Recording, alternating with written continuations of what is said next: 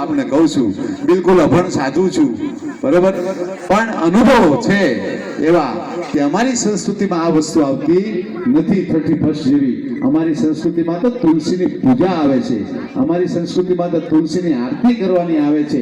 31 दिवसे कदाच तमारा संतानों तमारा बाळकोने कदाच तमारा घर में तुलसी नो क्यारो होत पूजा करी होत ने हे तो भगवान तमारू लखी दे कदाच आज एटले આજનો દિવસ બહુ પવિત્ર છે। આપણે કહીએ છીએ આપણે કોઈ ધર્મની કોઈ સંપ્રદાયની ક્યારેય પણ નિંદા કરતા નથી અને કોઈને કરવી પણ ન જોઈએ, પોતપોતાની રીતે બરોબર છે એની રીતે, પણ આપણી જે પ્રણાલિકા છે અમારી જે 4 વેદ 18 પુરાણની 66 ઉપનિષદો જે આપણા છે એની અંદર જે ઈશ્વરના જે લેખાણ છે આપણા એ લખેલી વસ્તુઓ છે એ વિચાર કરો કે આપણે ક્યારેય પણ એને અપનાવ્યું નથી, આપણે બીજાનું જ અપનાવ્યું છે, કોકનું જ અપનાવી લીધું છે, આપણું કોઈ અપનાવ્યું નથી। તમે બધા જ વેસ્ટર્ન જીવન ઉપર વયા ગયા છો, આપણી સંસ્કૃતિ ભૂલી।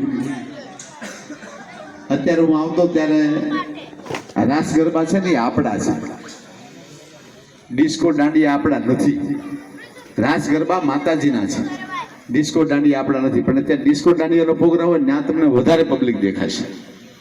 રમેશભાઈ, રાજુભાઈ, કારણ કે સમય બહુ 21મી સદી છે, પરિવર્તન થઈ ગયો છે, ટાઈમ થોડો ઓછો છે, માફ કરજો, વધારે નહીં બોલું।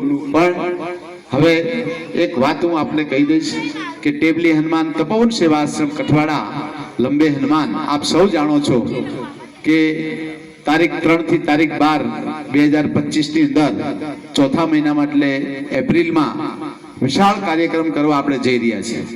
રજત જયંતિ શતાબ્દી મહોત્સવ મનાવવા જઈ રહ્યા છીએ। હનુમાનજી મહારાજના 100 વર્ષ ટેબલી હનુમાન દાદાના થાય છે એ ઉજવવા જઈ રહ્યા છીએ। 12 દિવસનો કાર્યક્રમ છે જેની અંદર ભારતભરમાંથી સંતો મહંતો મહાપુરુષો અને જગતગુરુ શંકરાચાર્યો સહિત પણ પધારવાના છે।